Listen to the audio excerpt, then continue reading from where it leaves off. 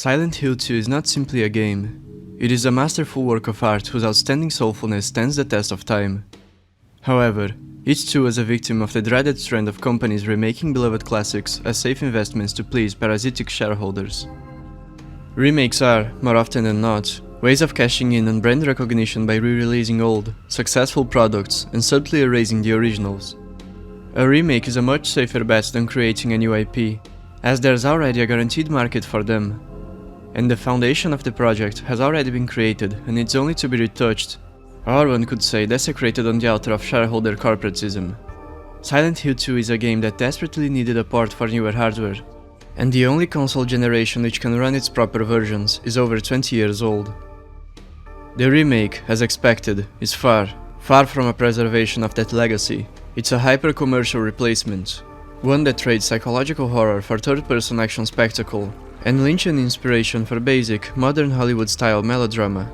It is a Last of Us, Resident Evil 2 remake wannabe that cynically exploits the underlying essence of Silent Hill 2. It isn't a game born from passion. It's a product manufactured in a laboratory. You can almost hear the pitch meeting. Give it over-the-shoulder Last of Us camera, add some cinematic overacting, mix in some jump scares, tone down the weirdness and make it conventional for the modern audience. The remake will be perceived by many as the definitive, updated version of Silent Hill 2. Newcomers to the series will be directed to it instead of the original. The people who search for horror games on Steam or similar platforms will only find the remake. One must go out of his way to acquire an illegal copy of the original game, or spend a large sum of money for an official one, which can only run on old hardware. When you look for anything Silent Hill 2 related online, the remake pops up, and so on. In the original, exploration was quite intuitive, as the camera was somewhat restrictive with its movement. Items and points of interest were highlighted within the scenes, and there were some special areas during which the camera would fix itself to a specific angle. It was like James was being watched, which ties into the themes of Silent Hill being a demonic simulacrum designed to punish those who feel profound guilt and extract their energy. In the remake, exploration and navigation are unintentionally clunky, as the points of interest aren't hinted at by the framing of the camera.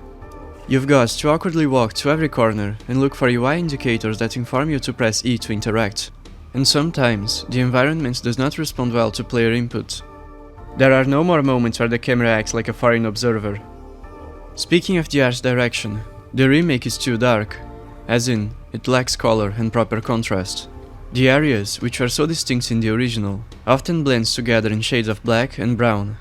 The reuse of assets becomes increasingly immersion breaking, especially given the game's extended length, which amplifies the issue. Silent Hill 2 was never meant to be an action game. You weren't supposed to be Joel with brain fog and an even stronger guilt complex. The sluggish movement, the awkward combat weren't flaws, they were an intended part of the whole experience. To quote Keiichiro Toyama, the director of the first Silent Hill game, which sets the formula Silent Hill 2 followed upon, quote, "The main character is not a hero, nor is he a strong-willed person. He is really just a plain, normal person. His motions, such as swinging around his items and trying to catch his breath after running, falling, or climbing the stairs, are not very cool or heroic, but after a while, it would be easier for a player to project himself or herself to the main character." End quote. James worked a very banal job as a clerk. Now he reloads his guns like John Wick and moves like Joel from The Last of Us. Remake James screams as he violently swings his weapon around and dodges enemy attacks like an MMA fighter. The horror is no longer something to survive, it's something to dominate, which misses the entire point. The tone-deaf emphasis on poorly developed derivative action gameplay spits on the face of the original game's intent, and the developers at Bloober Team utterly fails to make it even remotely adequate. Silent Hill 2 had relatively simple enemies gameplay-wise, which are more like elements to a carefully curated scene. The horror came, in part, from having to navigate tight, unpredictable environments through restricted camera movements, forcing players to react in the moment, unable to rely on the convenience of a quick mouse or analog stick movements to spot lurking threats. They did not attack James with elaborate movesets to account for dynamic third-person shooter gameplay. 役が難しいと思うんですけど、ゾクゾクするというか、不安でしょうがない、わからないと、自分の周りにちょっと先に何者かいるかもしれない。そこにいるモンスターがそれでどんなやつなのかもわからない。とにかくわからないことっていうのが怖いことだと思いますね。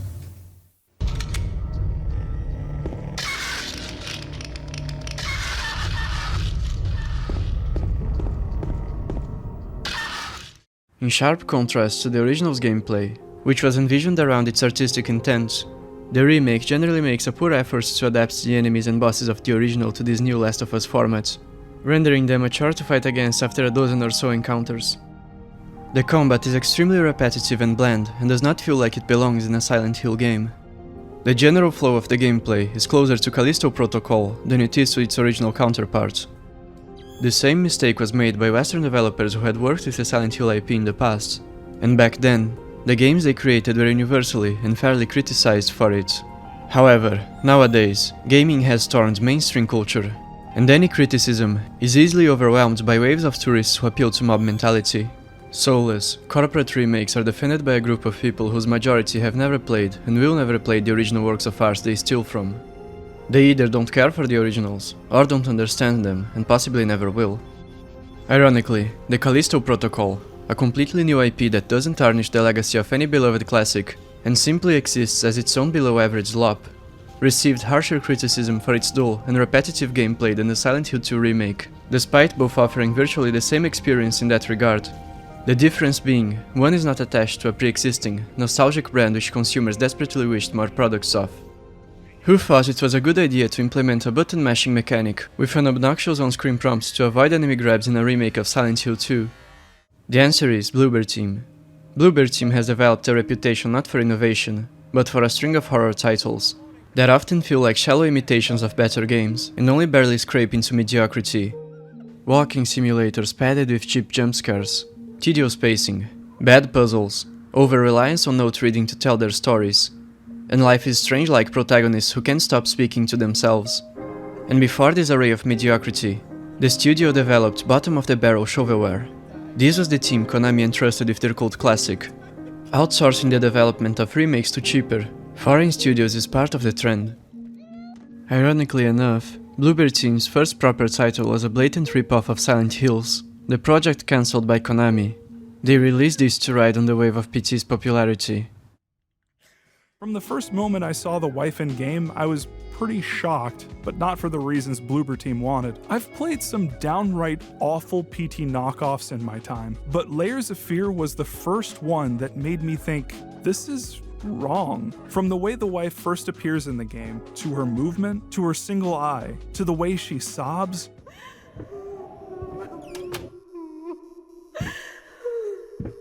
it's literally just Lisa. It's just Lisa. Bloober Team Control-C, Control-V, Lisa. But probably the most egregious aspect of the wife is her jump scare. So as a primer, here's Lisa's jump scare. I don't want y'all to have nightmares tonight, so I'll mute it and slow it down. Hopefully me talking over this helps too. Note how Lisa snaps the player character's neck and they fall to the ground. Now here's the wife's jump scare from Layers of Fear, again muted and slowed down. Should be fine to look at because you should see this. Note how the wife snaps the player character's neck and they fall to the ground. Gotta admit though, the one thing Bloober didn't copy is PT's look behind you line and how Lisa jumps you when you turn around. Because in Layers of Fear, when you turn around and the wife jumps you, the line they use is "don't look back." Completely different words, you gotta hand it to them. They are a very scummy company that grew itself by plagiarizing popular games, and later patented a game mechanic which they didn't even invent. Yes, they patented a game mechanic, to prevent others from doing what they did. Yes, this time, two developers of the original game were successfully hired into the project. Akira Yamaoka, the musician, and Masahiro Ito, the main artist behind Monster Designs. Indeed, the soundtrack is what you'd expect from Yamaoka, who's one of the greatest composers in the industry, though the new songs feel a bit more uniform, less experimental than those of the original. And the rearrangements seldom feel a bit pointless. After all, the game already had a legendary soundtrack. It feels like they hired him more for his name, which they surely knew would bring an air of legitimacy to the project, than for what he could contribute, with all due respects to Mr. Yamaoka. They did the same thing for their mediocre cyberpunk game Observer by hiring Rutger Hauer, who played Roy Batty in Ridley Scott's masterpiece, Blade Runner. The more conventional, Hollywood-style direction of the new soundtrack is most apparent in the song Betrayal. It's almost like Yamaoka was asked to make it sound like a Hans Zimmer track. It's quite bombastic.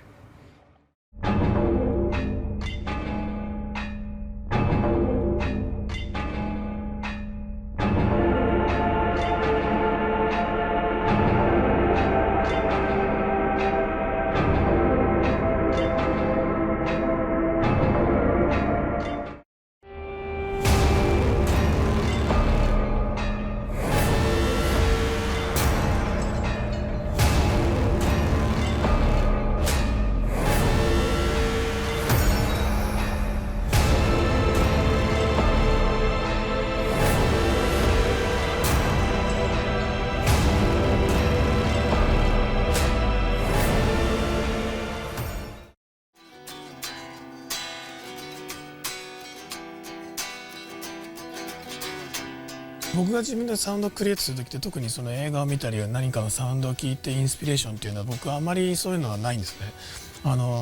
自分で作りたいと思ってサウンド、ギター持って例えばこう弾いて自分の中で納得するまで時間をかけて作るっていうことですかね。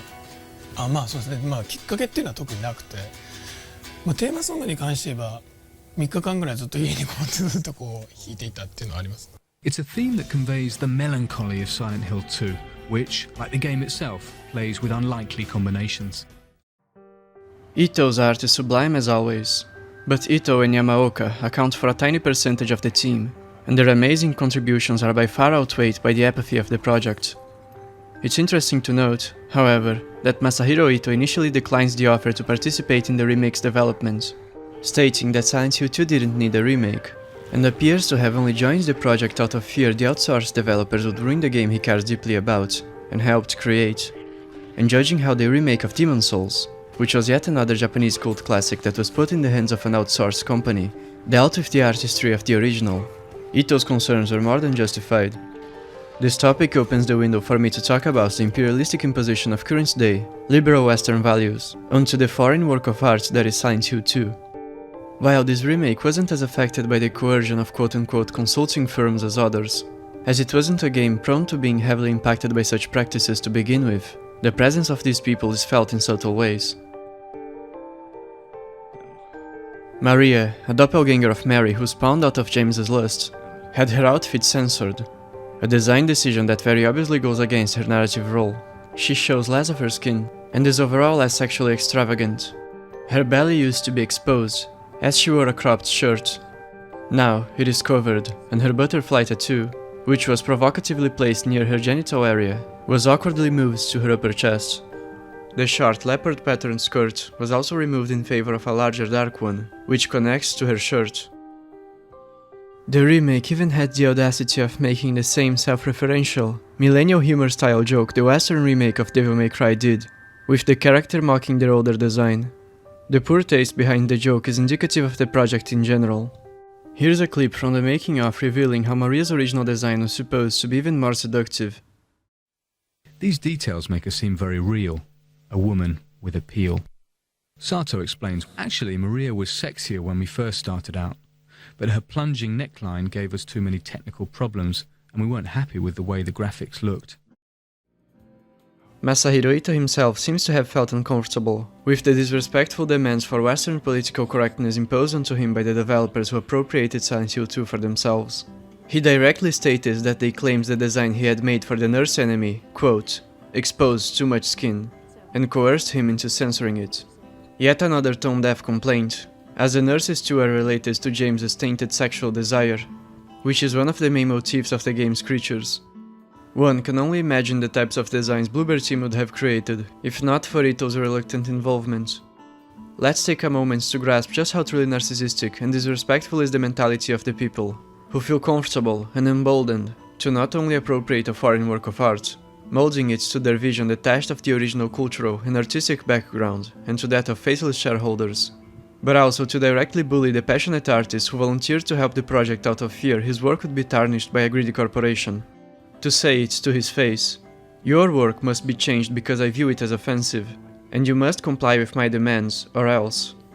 And these people openly admit to such practices. Go have a coffee with your marketing team and just terrify them with the possibility of what's going to happen if they don't give you what you want. And if I can't sell them on, hey, don't do that, I can instill fear by suggesting that once it gets past us, someone else will take them down for this. It is beyond insulting. It's anti-art, unethical, and an obvious example of cultural appropriation and of a colonialist mindset, both terms which are most used by people who align with their ideological views. The Red Pyramid Thing's first cutscene encounter was neutered of its sensitive content. The original was inspired by the closed scene of Blue Velvet, in which the movie's protagonist witnesses an act of sexual violence. James is like a voyeur, witnessing an intimate act, but the act is malicious and disturbing. Pyramid Head, a demonic entity dressed as a butcher, simulates a violent taking of that doll, as if reflecting James's primal lust back at him, and James feared his own shadow.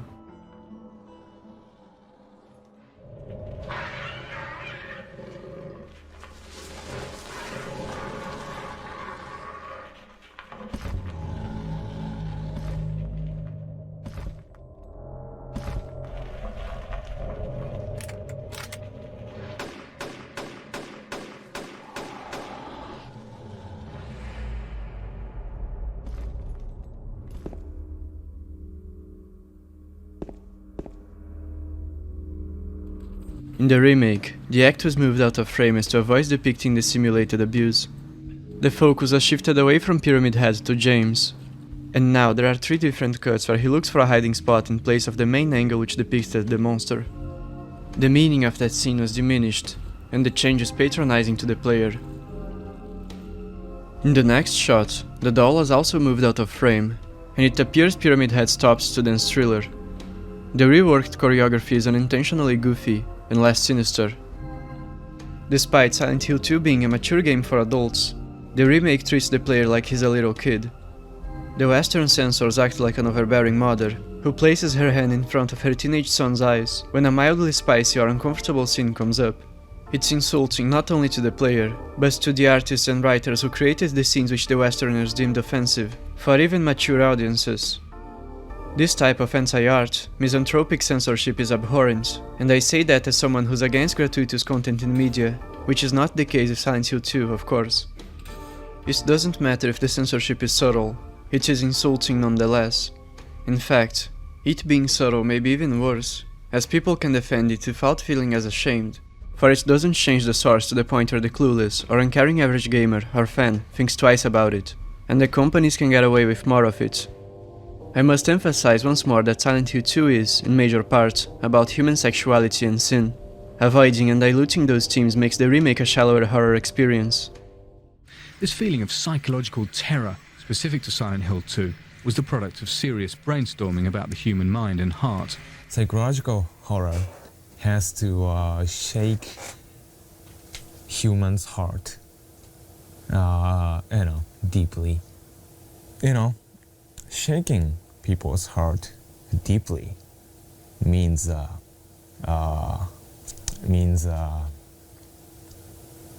uncover people's core emotion and their core motivation for life. Everybody is thinking and concerning about sex and death every day, and if we want to scare or shake or touch the users or spectators, then we have to think about, sex and death deeply.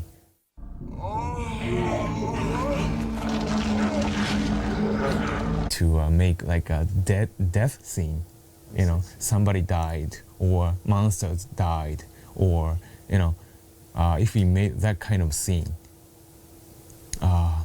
we try to mix erotic essence. This is kind of a visual and core concept. You can see it in these images of dead nurses with their short skirts and low necklines. You can see it in the images of disembodied legs, or in this suggestive scene, Angela's tragedy. How do you know about that? And of course Maria's ambiguity, icy cold like death, I'm not your Mary. and suddenly sensual. To conclude the section about censorship, Angela's face was changed as well, and it can be inferred that the change was informed by the needs to make her less appealing to look at. Angela is a traumatized girl whose face, in the original, looked significantly older than her age due to excessive stress, and her skin looking pale from isolation in her home. She looks a bit too thin, as though she hasn't been eating properly. She was likely modeled after young Sandra Bullock. Her pretty looks were obfuscated by her tragic condition. As her name implies, she was like an angel trapped in hell. Now, unlike James, Angela is really bizarre. In the game, she's supposed to be 16 or 17. She doesn't look like a teenager. It's not, usual teenagers. One has something, I think, and I try to, I try to make her face special, has something inside. Then, that's why I made, these lines, these shadows. She has a kind of a Schwarzenegger mouth, and try to make her face animation, a little bit uncomfortable. Lost? That makes her look more older. The design team aimed to make Angela look older and opted for an older voice. The actress playing Angela is about 40. It's you! In the remake, Angela's face is uglier and chubbier and masculinized by the bizarrely thick and dense eyebrows and smaller lips. And her skin isn't pale at all, the nuance was lost. Her face looks like that of a regular girl her age. The proportions of her body are quite strange too. Her arms are way too small for her torso. While not related to censorship, her voice acting, which, in the original, had a childlike quality to it, which contrasted with her face and age, was standardized. She speaks like your average millennial girl, with no infantilized tone of voice, and her dialogue feels off. This town, there's something wrong with it. And it's not just the fog either. Is it dangerous? Maybe. It's kind of hard to explain, but... I'll be careful. This town, there's something wrong with it. It's kind of hard to explain, but Is it dangerous? maybe. And it's not just the fog either. Okay, I got it. I'll be careful. It's relevant to point out that in concept art, Angela looks much better than she does in the game. They went out of their way to make her uglier. Now, before you foolishly accuse me of being a biased incel, as a few people have done in previous videos in which I pointed out the practices of the mafia-like, oligarch-funded, parasitic branch of the gaming industry, whose work is to bully artists and writers into submitting to their agendas. Know that it was my beautiful girlfriend who drew the James Soyjak featured in this video's thumbnail. And I love his videos. While not directly related to censorship, I want to point out the massive change in Eddie's design. In the original, he looked like a fat teenager by that time's standards, or by Japanese standards more generally. The redesigned Eddie looks fat by modern-day Western standards, and his face looks way too ugly and even reptilian-like. He also looks not like a high schooler, but a man in his mid-30s. The point of his character wasn't that he was a repulsive-looking creep. He was a bullied, disturbed kid who took revenge on his bully by killing his dog and shooting his leg as he came to beat him up in response. Either that, or he shot both in self-defense. This is the typical modern-day Western tendency to make antagonistic characters look overtly gross. Despite the higher resolution and polygon count of the remake, its cutscenes pale in comparison to the original FMV cutscenes, which were the labor of one passionate artist, Takayoshi Sato. A body like that isn't much without a lively, expressive face. So Sato threw himself into his work on this part of the animation.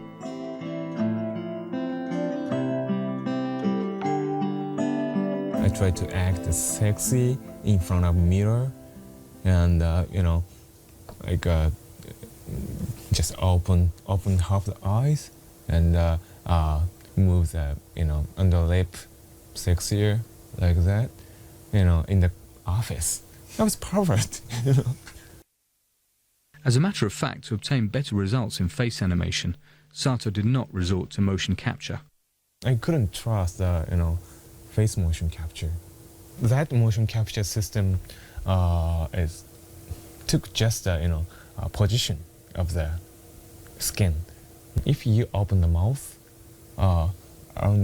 muscles around here is tighten, but a motion capture cannot capture it.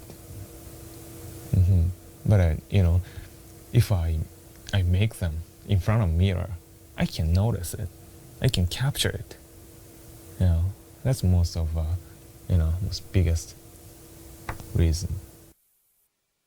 By doing the animation by hand, you can combine dozens of expressions and come up with just the right one, even the most absurd.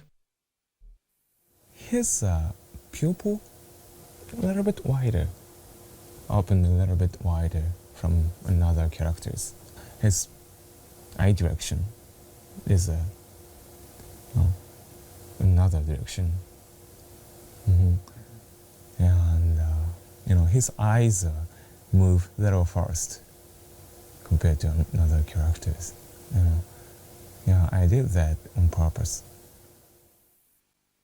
Why not? Till now I always let people walk all over me. Just like that stupid dog. Their visuals look great to this day, and the animation work paired with the unconventional voice acting creates a dreamlike atmosphere. The original Silent Hill games were strongly influenced by David Lynch, one of the pioneers of surrealist cinema. The characters often act in alienated fashion, like they are inside a nightmare. Even the color palette exhibits a strong resemblance to those of Lynch's movies. This detail sets the tone of the game and shaped the experience into a unique one for the medium that was completely lost in translation in the remake. Imagine if Blue Velvet or Twin Peaks or Mulholland Drive were remade by your average blockbuster movie director. That is how the comparison between the games feels. Despite having abandoned the awkward, surreal direction for the voice acting and so on, many of the new lines feel devoid of weight, such as Mary's reading of her letter, which prompted the voice actress to cry in real life out of the raw connection she had with her role.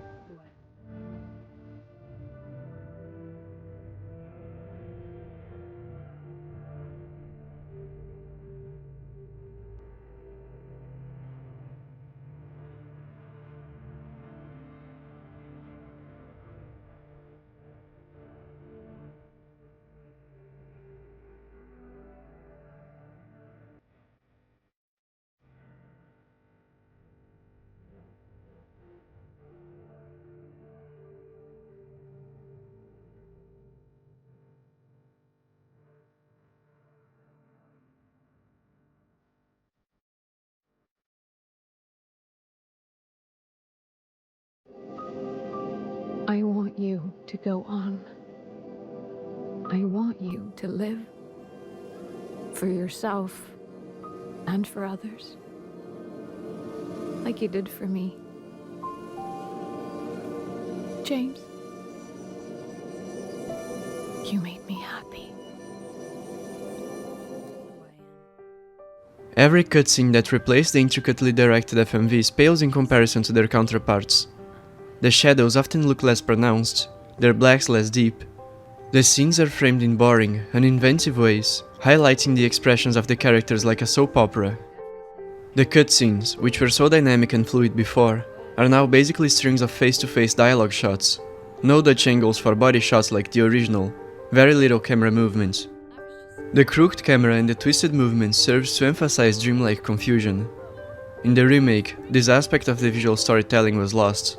Silent Hill 2 was praised for its masterful cinematography, which pushed the boundaries of video game stories. The remake is shot like the average Ubisoft game.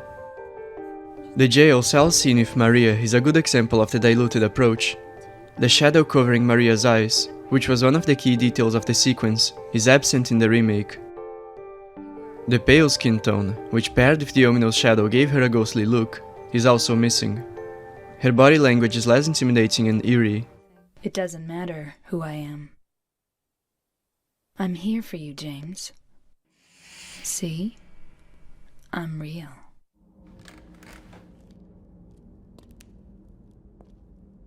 I am here for you, James. See? I'm real. And the new voice acting feels off, as she sounds less harsh and unpredictable. Aren't you Maria? I'm not your Mary. So, you're Maria? I am. If you want me to be.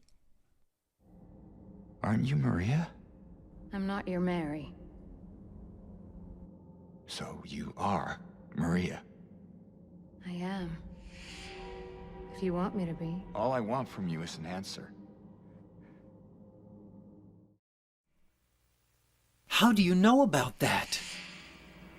Aren't you Maria? Then we get to the big scene. The one where in the same shot Maria, who was playing at being Mary, becomes Maria again. I'm not your Mary. Notice how the sound of her voice becomes more carnal, how her gestures become sensuous again. I am. If you want me to be. The final Pyramid Head encounter was especially neutered. Maria's voice acting is less impactful.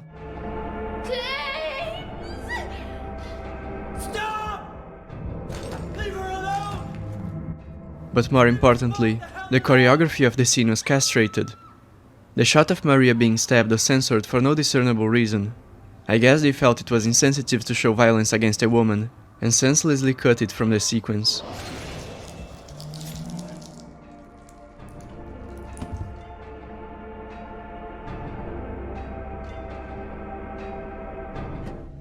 James!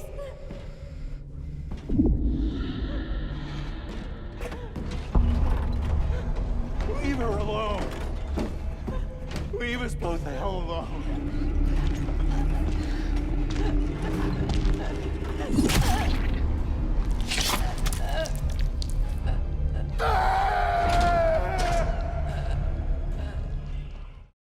And in the remake, upon seeing her death, which was almost completely hidden from the viewer, James screams like Nicolas Cage. Despite this moment being akin to a climactic satanic ritual designed by the demiurgic entity in control of the city to psychologically torture James by killing Maria yet again, in that moment he finally attains gnosis. He understands that Pyramid Head was born out of his sins and desire for punishment, and thus, by embracing his Jungian shadow, he sets himself free. He accepts his crimes and declares, "I know the truth, now it's time to end this." The subsequent fight, then, isn't like the other boss encounters. James has now become like a hero, fulfilled and courageous. And the Pyramid Heads realized they couldn't extract any more of James's negative energy and proceeded to mechanically end themselves. In the original, upon seeing Maria's death, James falls to the ground with open arms, as if begging for divine forgiveness. In the remake, he just slams his fists and screams. In the remake, after the fight, he immediately defaults to looking wimpy and scared, backing down from the red pyramid things. The new developers clearly didn't understand the intent behind that meticulously crafted, esoterically charged sequence, and defaulted to generic horror shenanigans. Most of Bloober Team's original additions to Silent Hill 2 feel like filler, because that's what they are. Corridors padded out with enemies for no reason, pushing trolleys until they click into place, a puzzle mechanic that feels amateurishly designed at best. A playthrough of the original game lasts about 8 hours on average. A playthrough of the remake lasts about double that, if not more. Imagine if a studio took a compact, 24 episodes long anime series and stretched it to 48 by adding filler content and stretching its scene to fill runtime. That's how the pacing feels. And speaking of additions, or rather, in this case, subtractions, it's important to note that Maria's campaign, born from a wish, is entirely absent from the remake. Like most games developed in Unreal Engine 5, the remake is poorly optimized and suffers from technical issues such as stuttering and micro-freezes, especially during travel through the city. Sometimes assets take a moment to load and the pop-in is quite jarring. Now is the section in which I refute stupid arguments by mindless consumers who don't care about artistic integrity and just wants to buy and defend the new thing. And Redditors, who often post my videos to their forums to indirectly send people to complain on my channel. There's the classic, "You fans are so entitled, you should be glad you even got a remake." This argument is beyond stupid, for it assumes the people who are making the critique are like them, desperate consumers who care not for artistic integrity. And it assumes one should be thankful for huge corporations that sacrifice art for cheap and safe profit. No, I don't want a random team of people to take a work of art I love and mold it to their inferior vision so they can resell it to me at full price, or more. All the while the original game is pushed aside to be forgotten. It is such a dystopian, hyper-consumeristic point of view it borders parody. Konami obviously knew a Silent Hill 2 remake would sell. The infamous mercenary pachinko company is not suddenly being charitable to the fans who love the works of art produced by people they hired in the past. Then there's the popular, "Stop complaining, if you don't like it, don't play it. Let people enjoy things."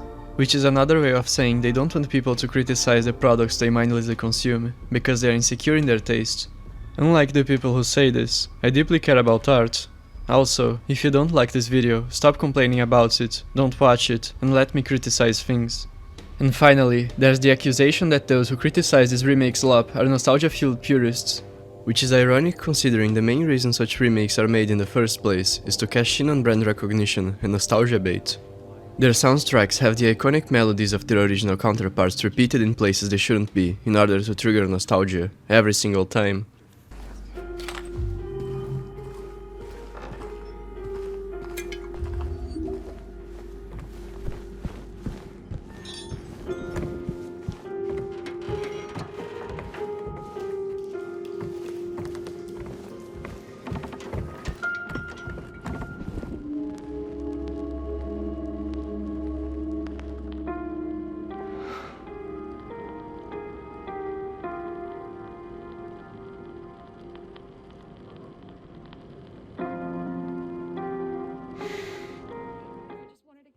In conclusion, Silent Hill 2 Remake doesn't preserve the original, it erases it. And this isn't a matter of nostalgia, it's the plain truth which those who are passionate about art can plainly see. And the cherry on top is that it too claims to have been faithfully remade in the original vision. It's not even funny at this point. Never has horror been more poetic.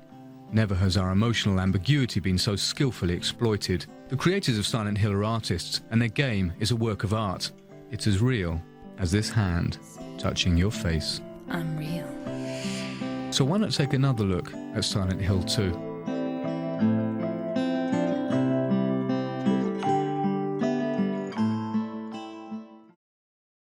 And this is the end of this video. Thank you for watching. If you want to support my work and get access to a whole bunch of articles which delve into the world of the esoteric, including analysis of various media such as movies and songs, along with profound studies of the Bible, you can subscribe to my Patreon. And for those of you who've made it this far, stay tuned as a complete story guide for Silent Hill 2 will be released in the future.